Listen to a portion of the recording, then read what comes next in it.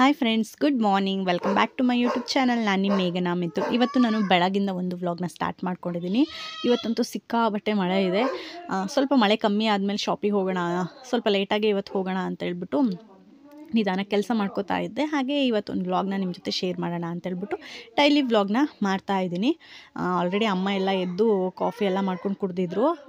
ನಮ್ಮದು ಕಿಚನಲ್ಲಿ ಶೀಟ್ ಇರೋದು, ಅದು ಏನಾಗ್ಬಿಟ್ಟು ಕಸ ಕೂತ್ಕೊಂಡು ಗ್ಯಾಸ್ ಹತ್ರ ಸ್ವಲ್ಪ ನೀರು ಇಳಿದ್ಬಿಟ್ಟಿತ್ತು. ಬೆಳಗಿಂದನೂ ಮಳೆ ಅಲ್ವಾ, ಹಾಗಾಗಿ ಸ್ವಲ್ಪ ಒರೆಸ್ಕೊಂಡ್ಬಿಟ್ಟು ಕಾಫಿ ಮಾಡಿದರು ಅಮ್ಮ. ನಾನಿವಾಗ ಕುಡಿತಾ ಇದ್ದೀನಿ.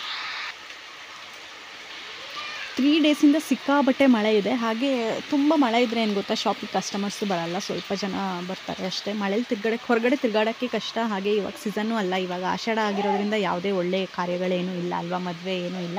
ಹಾಗಾಗಿ ಸ್ಟಿಚಿಂಗಿಗೂ ಅಷ್ಟೊಂದಿಲ್ಲ, ಎಲ್ಲ ಸ್ಯಾಟರ್ಡೆ ಕೊಡೋಕ್ಕಿದೆ, ಇನ್ನೂ ಟೈಮ್ ಇದೆಯಲ್ವಾ ಅಂತೇಳಿ ನೋಡೋಣ. ಮಳೆ ಕಮ್ಮಿ ಆದಮೇಲೆ ಒಂದು 11 ಗಂಟೆಗೆ ಹೋಗೋಣ ಅಂತ ಇದ್ದೆ. ಮಳೆ ಕಮ್ಮಿ ಆಗೋ ಥರನೇ ಕಾಣಿಸ್ತಾ ಇಲ್ಲ. ನಮ್ಮನೆ ಮುಂದೆ ಸ್ವಲ್ಪ ಗಿಡಗಳಿದೆ, ಹಾಗೆ ತೋರಿಸೋಣ ಅಂತೇಳ್ಬಿಟ್ಟು. ನಮ್ಮನೆ ಮುಂದೆ ಏನು ಅಷ್ಟೊಂದು ಜಾಗ ಇಲ್ಲ, ಒಂದು ಸ್ವಲ್ಪನೇ ಜಾಗ ಇರೋದು. ಅದರಲ್ಲೇ ಪಾಟಲ್ಲಿ ಅಮ್ಮ ಸ್ವಲ್ಪ ಗಿಡಗಳನ್ನೆಲ್ಲ ಹಾಕಿದ್ದಾರೆ. ಇಲ್ಲೇ ಬಾಗ್ಲ ಹತ್ರನೇ ತುಳಸಿ ಗಿಡ ಮತ್ತು ಇದು ಪಾತಾಳ ಗಿಡ ಸೊಪ್ಪು ಅಂತ ಹೇಳ್ತಾರೆ. ಗಾಳಿ ಹಂಗೆಲ್ಲ ಆಗುತ್ತಲ್ವ, ಒಂಥರ ದೃಷ್ಟಿ ಎಲ್ಲ ಆದರೆ ಈ ಸೊಪ್ಪನ್ನು ತೊಗೊಂಡು ಮಕ್ಕಳಿಗೆಲ್ಲ ಮೈಗೆಲ್ಲ ಉಜ್ಜಿದ್ರೆ ಒಳ್ಳೆಯದು ಅಂತೇಳ್ಬಿಟ್ಟು ಅದೊಂದು ಗಿಡ ನೆಟ್ಟಿದ್ದೀವಿ. ಮತ್ತು ಪಾಟಲ್ಲಿ ಕರ್ಬೇವಿನ ಸೊಪ್ಪು ಹಾಕಿದ್ವಿ, ಚೆನ್ನಾಗಿ ಬಂದಿದೆ. ಇವಾಗ ಮಳೆ ಅಲ್ವಾ, ಚೆನ್ನಾಗಿ ಗಿಡಗಳೆಲ್ಲ ಚಿಗುರು ಬರ್ತಾ ಇದೆ, ಒಳ್ಳೆ ಹಸಿರಾಗಿ.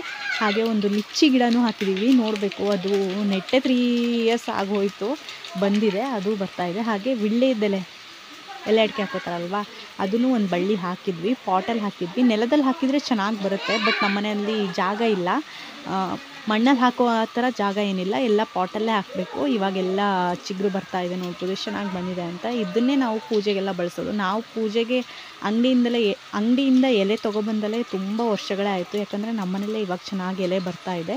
ಆ ಕಡೆ ಸೈಡು ಹಾಕಿದ್ದೀವಿ.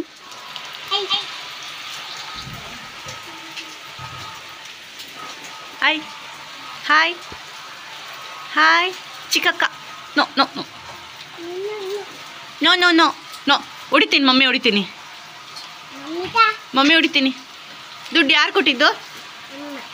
ಅಮ್ಮ ಕೊಟ್ಟಿದ್ದಾ? ನನಗೆ, ಮಮ್ಮಿಗೆ? Thank you. ನೀವು ಥ್ಯಾಂಕ್ ಯು ಹೇಳಿ, ನೀವು ಥ್ಯಾಂಕ್ ಯು ಹೇಳಿ. ವೆಲ್ಕಮ್. ನಿಧಾನ ಮಮ್ಮಿ, ಹೋಗ್ಲಾ ಹಿಂಗೆ? ಹೋಗ್ಲಾ ಮಮ್ಮಿ? ಮಮ್ಮಿ ಬೇಡ. ಮಮ್ಮಿ ಯಾರ್ದು? ಮಮ್ಮಿ ಯಾರ್ದು ಮಗಳೇ? ಪಪ್ಪ ಯಾರ್ದು? ಅಲ್ಲ, ಆಗಲ್ಲ.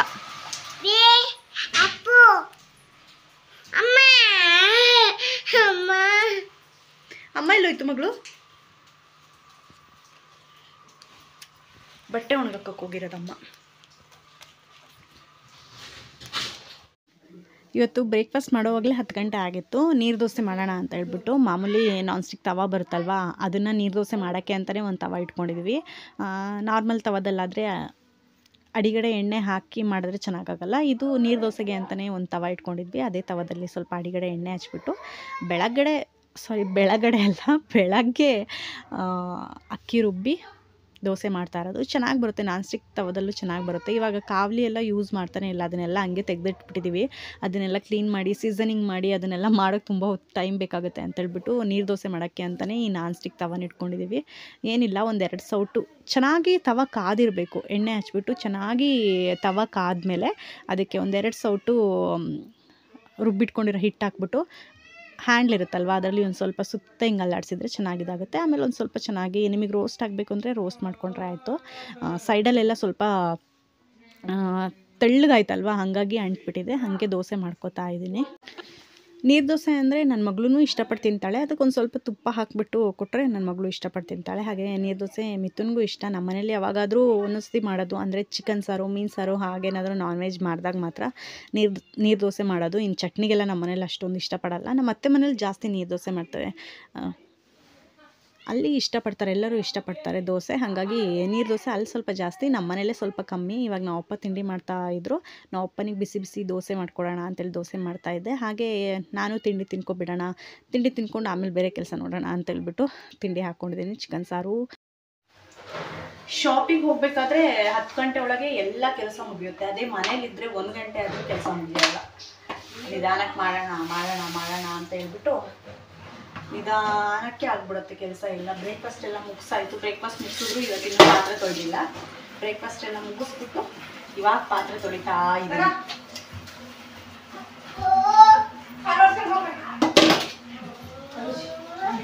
ಸಾಂಬಾರೆಲ್ಲ ಇದೆ ಮಧ್ಯಾಹ್ನಕ್ಕೆ. ನಿನ್ನೆ ನೈಟ್ ಮಾಡಿ ಚಿಕನ್ ಸಾರಿದೆ, ಸಾಕು.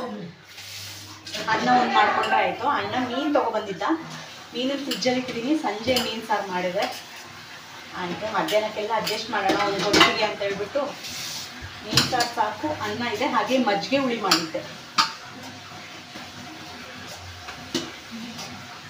ಅದೆಲ್ಲ ಸಾಕು. ಪಾತ್ರೆ ಒಂದು ತೊಳೆದ್ರೆ ಮನೆ ಕೆಲಸ ಎಲ್ಲ ಮುಗ್ದಂಗೆ. ಇನ್ನೂ ಮಳೆ ನಿಂತಿಲ್ಲ. ಬೆಳಗ್ಗೆ ಸ್ಟಾರ್ಟ್ ಆಗಿರೋದು ಮಳೆ, ಇನ್ನೂ ಮಳೆ ನಿಂತಿಲ್ಲ.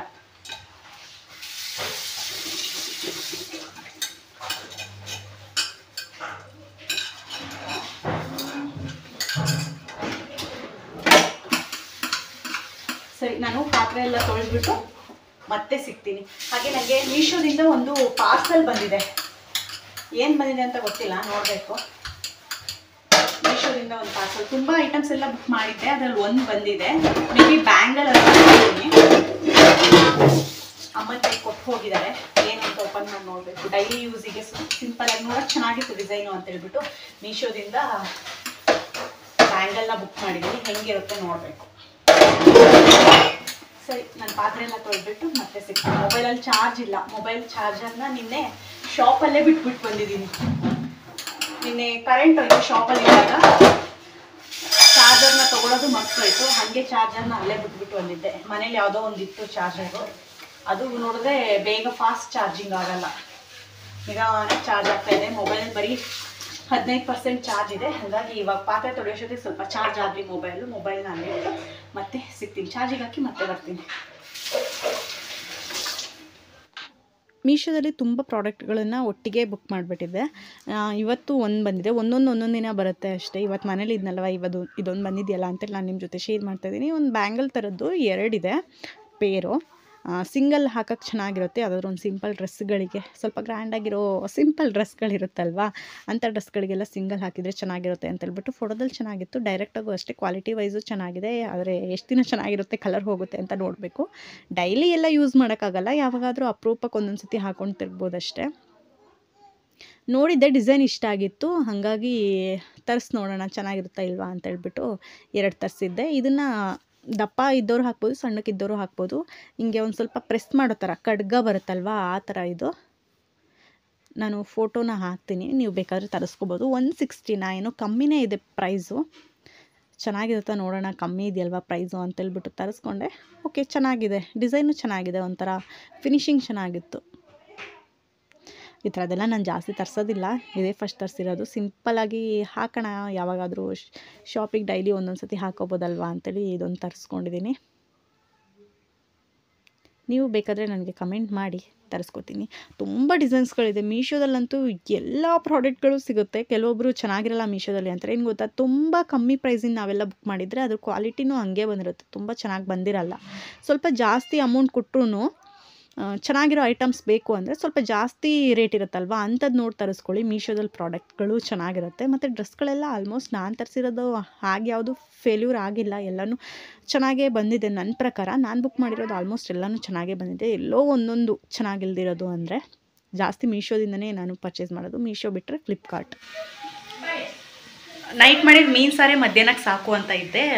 ಮೀನು ತೊಗೊಬಂದಿದ್ನಲ್ಲ, ಅದು ಆ್ಯಕ್ಚುಲಿ ನಿನ್ನೆ ತೊಗೊಬಂದಿರೋದು. ಫ್ರಿಜ್ಜಲ್ಲಿ ಇಟ್ಟು ಮತ್ತು ಇವತ್ತು ಮಾಡಲಿಲ್ಲ ಅಂದರೆ ಫ್ರೆಶ್ ಆಗಿರಲ್ಲ ಅಂತೇಳ್ಬಿಟ್ಟು ಅಮ್ಮ ಮೀನು ಫ್ರೈನೇ ಮಾಡೋಣ ಅಂತ ಹೇಳಿದರು. ಹಾಗಾಗಿ ಸ್ವಲ್ಪ ಮೀನನ್ನ ತೆಗೆದ್ಬಿಟ್ಟು ಅದರಲ್ಲಿ ಫ್ರೈ ಮಾಡ್ತೀನಿ. ಸಿಂಪಲಾಗಿ ಫ್ರೈ ಮಾಡ್ತೀನಿ. ಹೆಂಗೆ ಮಾಡ್ತೀನಿ ಅಂತ ತೋರಿಸ್ತೀನಿ ಬನ್ನಿ. ಕಟ್ಲಾ ಮೀನು ಅಂತ ಹೇಳ್ತಾರಲ್ವ, ಅದನ್ನು ತೊಗೊಬಂದಿದ್ದ. ಫ್ರಿಜ್ಜಲ್ಲಿ ಇಟ್ಟಿದ್ವಲ್ವ, ಸ್ವಲ್ಪ ಗಟ್ಟಿಯಾಗಿತ್ತು. ಒಂದು ಸ್ವಲ್ಪ ನೀರಲ್ಲಿ ಹಾಕಿಟ್ಟಿದ್ರು ಅಮ್ಮ. ಇವಾಗ ಚೆನ್ನಾಗಾಗಿದೆ ನೋಡ್ಬೋದು.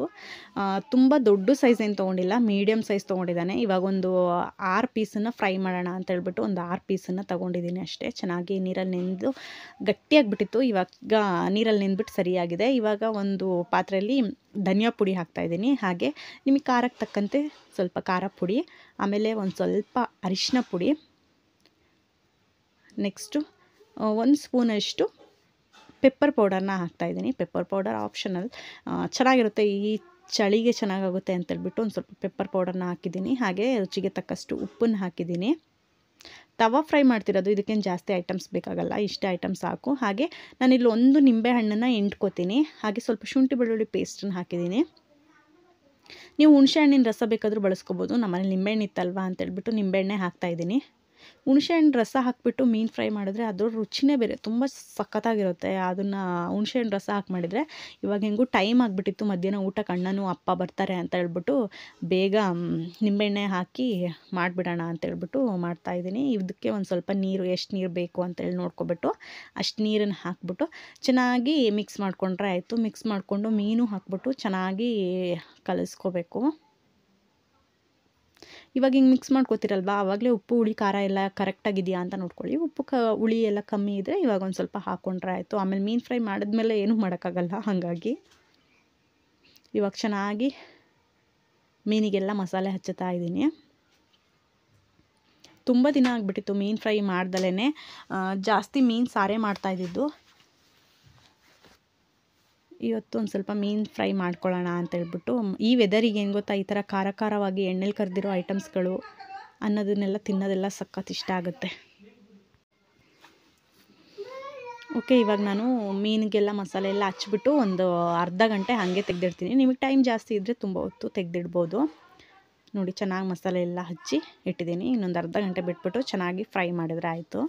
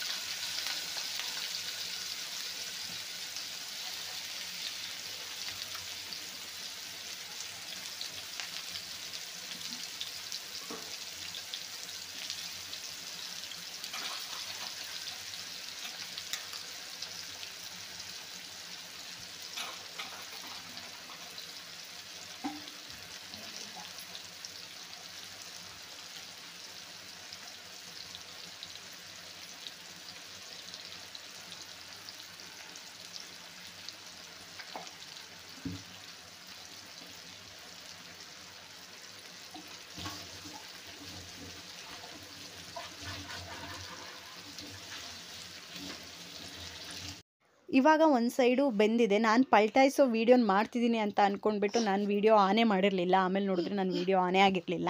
ಇವಾಗ ಮೀನನ್ನು ಪಲ್ಟಾಯಿಸಿದ್ದೀನಿ. ಒಂದು ಸ್ವಲ್ಪನೂ ನೋಡಿ ಮಸಾಲೆ ಏನು ಬಿಟ್ಟಿಲ್ಲ. ಸ್ವಲ್ಪ ಎಣ್ಣೆ ಕಮ್ಮಿ ಆಯಿತು ಅನ್ನಿಸ್ತು. ಹಾಗಾಗಿ ಇವಾಗ ಒಂದು ಸ್ವಲ್ಪ ಅದಕ್ಕೆ ಎಣ್ಣೆ ಹಾಕಿದ್ದೀನಿ. ತುಂಬ ಎಣ್ಣೆ ಕಮ್ಮಿ ಆಗಿಬಿಟ್ರೆ ಏನಾಗುತ್ತೆ, ಒಂಥರ ಡ್ರೈ ಆಗಿಬಿಡುತ್ತೆ. ಹಂಗಾಗಿ ಒಂದು ಸ್ವಲ್ಪ ಎಣ್ಣೆ ಹಾಕ್ಬಿಟ್ಟು ಮುಚ್ಚಳ ಮುಚ್ಚಿಬಿಟ್ಟು ನಾನು ಬೇಯಿಸ್ತಿದ್ದೀನಿ.